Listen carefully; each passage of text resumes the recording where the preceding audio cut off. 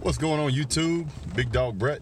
It's been a little while since I made a video, and just got back from G-Day, so I wanted to make a video about that whole experience.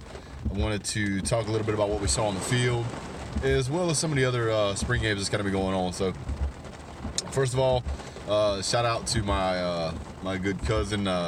We had a great time together at G-Day. We walked a ridiculous amount back and forth to the stadium and places to eat, and kind of showed me around campus a little bit, and it was a great time. So I appreciate that, man. Looking forward to the September 1st game. Hopefully I'll be able to attend that one as well. So I want to kind of just jump right into it. Looking back at the game, there was obviously some key players that weren't able to play in that game. Didn't see DeAndre Swift, didn't see Cook, didn't see Zamir White, and as well as no Terry Godwin. And I'm sure I'm missing a couple others. But those were some staple guys that we really didn't get to see. I also wanted to kind of talk about the whole Justin Fields, Jake Fromm competition that was going on. Obviously, after the game, the press conference with Kirby Smart, Kirby talked about how Jake Fromm was going against the number 1 defense. Justin Fields was going against the number 2 defense, and that can make a big difference, especially when you have a player as talented as Justin Fields. But from what I saw, both quarterbacks looked really good, with a few exceptions here and there of Jake Fromm, and I think some of the drop passes kind of make Jake Fromm look worse than he really is. And also there's some unknowns as far as Justin Fields. When you put him on a big stage, is he going to be able to perform? It's a big difference between playing in front of a G-Day crowd, which was 82,000 people, versus playing with a crowd that's got a bunch of the opposing team's fans, screaming obscenities and all kind of other fun stuff at you while the game's going on. So we don't know how Justin's going to fare in that. I mean, he did play in high school and he did play in front of some okay sized crowds, but nowhere near 80 or 90,000 people. And that obviously is going to play a factor for most freshmen. I think us as Dogs fans, we were kind of surprised that it didn't affect Jake Fromm. The stage never got too big. We often talked about how impressive it was that no matter what was going on, that Jake Fromm was really kind of able to compose himself and maintain his skill set and abilities under pressure. One second. Bear with me, kind of working through some allergies here, which seems to be par for the course every time I make a video, so I apologize for that in advance. So let's talk about something that I noticed was a big factor during the G-Day game. I wanted to see Justin Fields' skill set with his feet, which unfortunately we really didn't get to see much of, because the rules in G-Day is if you touch a quarterback with one hand, it's considered a sack or a tackle at that point. And even with that being a factor, Justin Fields still ripped off some pretty good runs. I mean, you can really see that this guy is elusive. To see this guy sprint down the field 15, 20, 30 yards from the pocket from where he's running from is really impressive. Not only because he's able to run that far, but he's able to do that completely untouched against the defense that's seen this guy play numerous times. So it's really impressive to see how agile that guy was. I will say Jake Fromm still showed some elusiveness, but it doesn't look like he has that overall next gear speed and elusiveness that Justin Fields has. Does that mean that Justin Fields is going to come into play? No. Justin Fields is not going to start. If he does, I think that nobody will be more surprised probably than Justin Fields. While he would like to start, I don't think he's there. Jake Fromm has proved time and time again the kind of quality that you can expect and get out of him. Now, do I expect to see him play more? Absolutely. You'll probably see Justin Fields play in the very first game. The team that we're playing, the first season game, September 1st, is not going to be a threat. Georgia's going to be able to do what Georgia does and go out there and dominate, which is going to give Justin Fields an opportunity late third, early fourth quarter to get in there and start playing. So I think that the Justin Fields made himself look really good compared to Jake Fromm. If you think that the defenses were exactly the same, they're not. Even Kirby Smart said that. So you can look forward to Jake Fromm and Justin Fields continuing to battle it out throughout the whole rest of the offseason. Now, I did see a lot more passes. I saw a lot different routes. I saw some great passes from both quarterbacks, threading the needle, putting the ball in places that I wouldn't have believed you could have done it. But both of them did it, and did it extremely well. I think both of them do a good job of reading the defense, making the proper calls, managing the team, which is exactly what you need. You don't really need just one great quarterback, because, as we saw last year, something can happen to that quarterback, and you need somebody to be able to step up, take the bull by the horns, get the show back on the track, and get out on the field to get that touchdown. Also, I mean, one of the other things I want to bring up is the whole touch tackle thing. I don't really like the way Georgia does it during the spring game, and I get that the point is that you don't want to hurt the quarterback. But 7 sacks on a guy like Justin Fields is non-existent. Granted, the defense may be pretty good, but no, that's not realistic. There's going to be plenty of times when somebody's going to get close to tackling Justin Fields. They're going to get a hand on him, but they're not going to sack him 7 times in a game, which is what happened in the spring game. That's a big factor. So when you notice that, if you go back and you watch the game, if you did watch the game, didn't watch the game, if you watched it, you would have seen that a lot of them were reaching over a player or over a defensive, an offensive tackle, offensive guard, and just barely touching him. And they're like, oh, yeah, he's sacked. In a real game, that's not going to happen. I also noticed that there seems to be some plays that were kind of mixed in that could have been run options for the running backs to pitch the ball back to Justin Fields, which I thought was pretty interesting, because in some of those plays where and they never did that, they never pitched it back to Justin Fields, but there was some plays where Justin Fields was in place and in formation that could have been an option, and with his speed, that's absolutely a dangerous weapon that Georgia could bring or Justin Fields could bring to the field for Georgia. Besides, and you could see it if you were looking for it. There'd be a time when the running back would go around the right side. You would see a corner or safety step up, and then if you look just to the right and about half a step behind that running back, here's Justin Fields out at the edge. Why? There's no need for a quarterback to be out there unless there's a play design to pitch that ball back to him. So if we see that in a game, I wouldn't be surprised. And Justin Fields has some really, really good top-end speed. He's going to move real fast. So what that's going to do in the long haul is eventually that's going to force safeties or whomever to pull over to that side. And if they try to do a little trickeration, you're going to see those safeties and those corners get sucked in. That pitch back to Justin Fields is going to allow for him to sling that ball downfield to somebody else that's most likely going to be wide open. Okay. Let's see. Oh, did see some tight end passes, which was kind of nice to see. I think Warner caught a couple. There was a couple other tight ends out there that was catching the ball. It was good to see. Both of those guys managed it real well. But I also noticed during the game there was the style of play was different. There was not very much aggressiveness. Now, there was some hard licks out there here and there, but there wasn't that super overall aggression that we saw last year. And I think it was just dialed back in the spring game. I think once the season gets going, you'll see that really amp back up. You can tell that there was a concerted effort by the coaching staff to make sure that they weren't hurting players. We had one scare.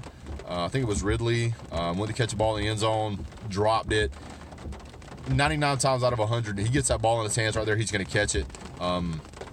The receiver corps seemed to be still dropping passes, which is a little bit of a concern, but I'm sure it's something they can adjust. Kirby Smart said they're trying to build confidence in those guys, and the only reason you want to build confidence in those guys is because they don't currently have it.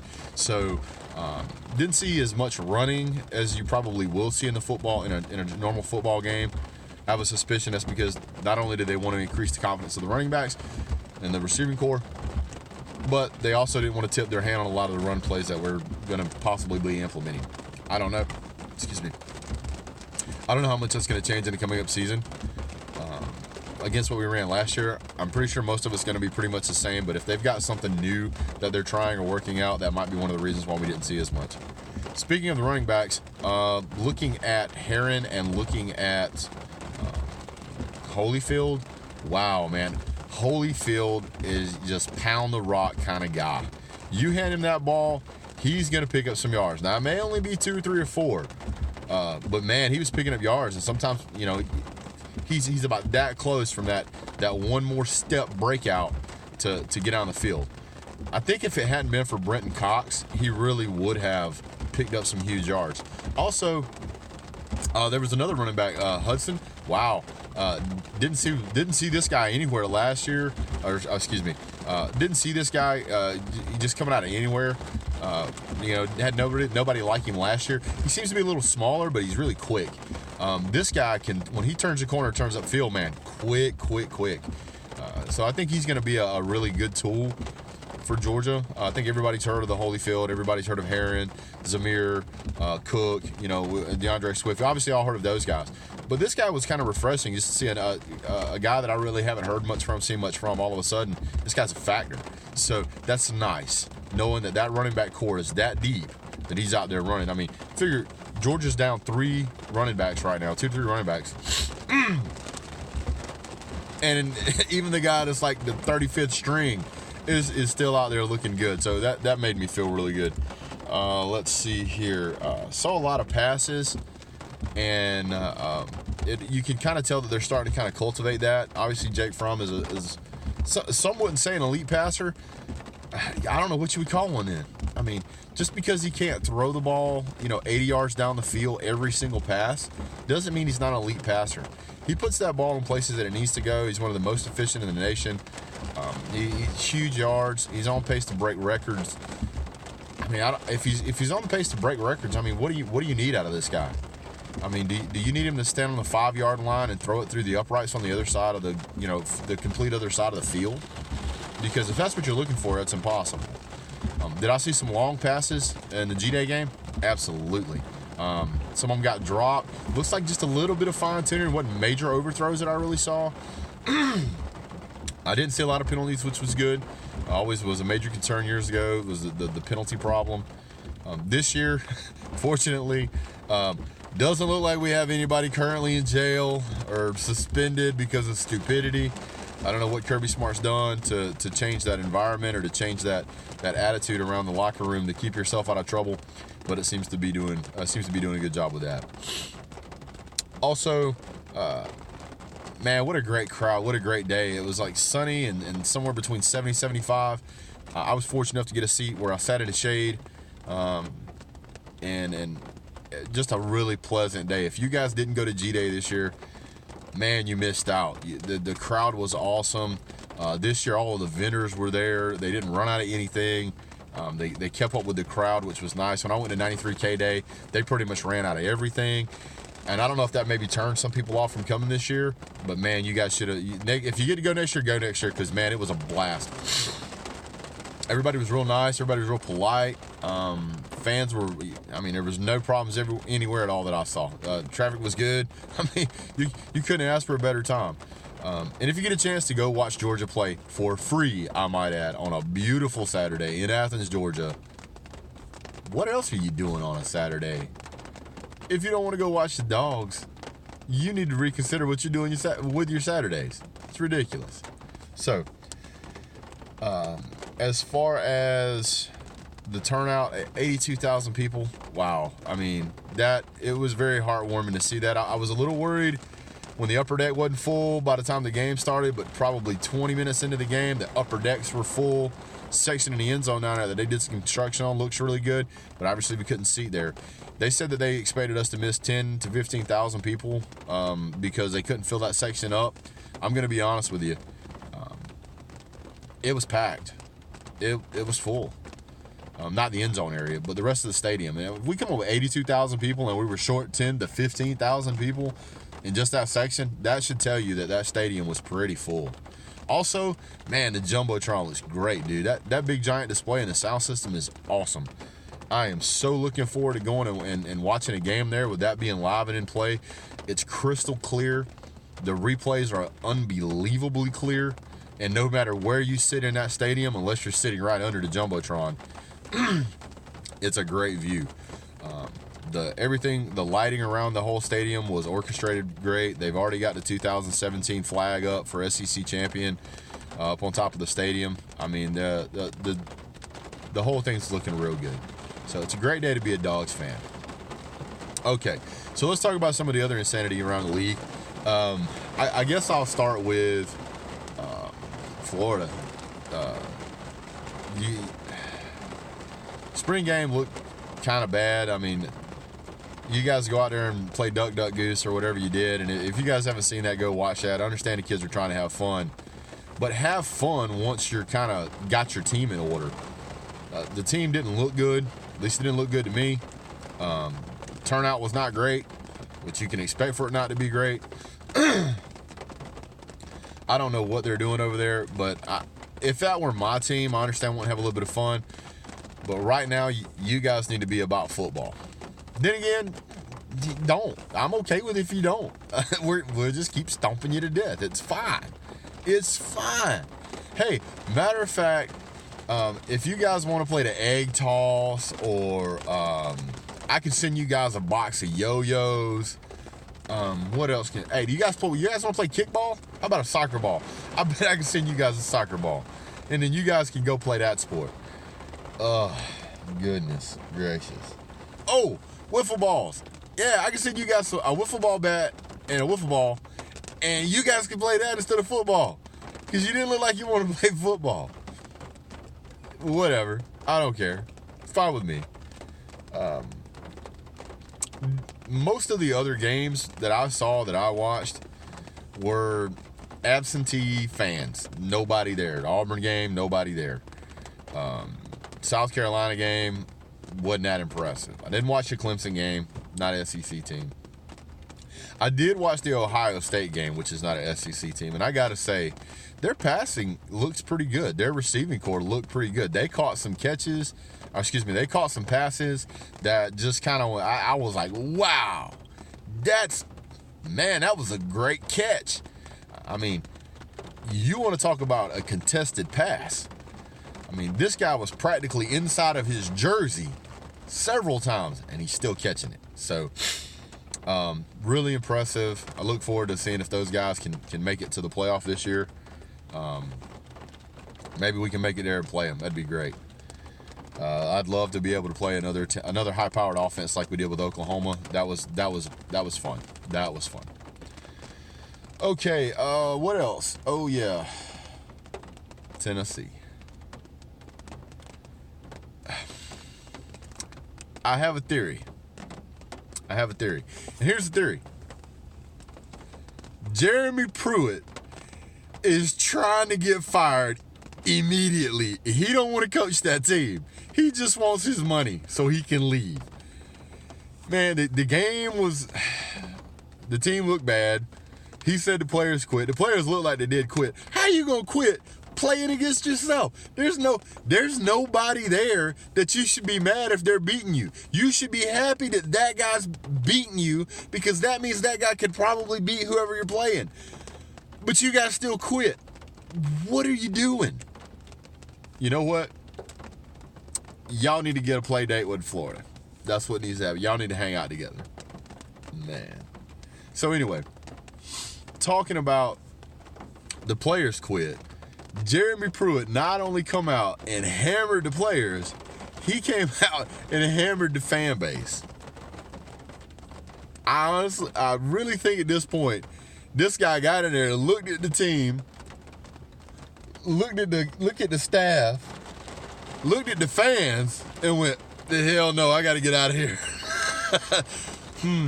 What's the fastest way I can get out of this?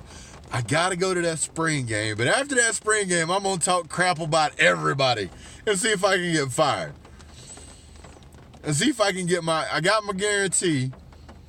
It might be worth it. It might. And then he's like, yeah, it's worth it. So my theory is he's trying to get fired. I know the guy he's not the most silver-tongued devil out there. But I honestly believe he's trying to get fired. So anyway, I feel sorry for y'all Tennessee fans. That's hard for me to say. I would not want my coach doing that, especially if we went out and paid him as much money as we had to get that guy. I know you guys struggle finding a coach, but man, that's got to be a hard pill to swallow.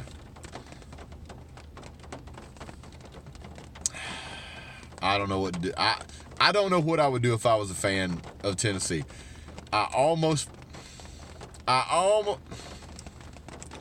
Actually, I do. I feel sorry for you guys. Dang. Anyway, that's my take on G-Day and some of the stuff going around the league. I'm really excited. Team looks good. Coach staff looks good. Fan base was great. Everything about it is going good. So, man, I'm really excited about this year. Thank you guys so much for watching the video. Look forward to seeing you guys. Jump down to the comment section, like, subscribe, tell your friends, tell your buddies, tell your mother, tell your neighbor, don't care. But thanks again for your time. I really appreciate it. I really, really like having you guys on my video. Jump down to the comment section, ask me anything you want to, or give me some advice, some ideas about what you guys want to see in the upcoming videos. Okay, that's about it. Video's getting kind of long.